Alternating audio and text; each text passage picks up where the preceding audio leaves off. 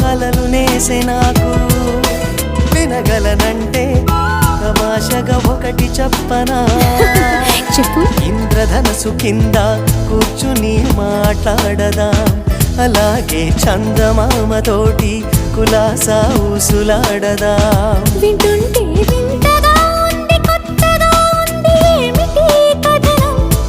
పొరపాటు కథ కాదు, గత జన్మలోన జాజిపూల సువాసనేమో.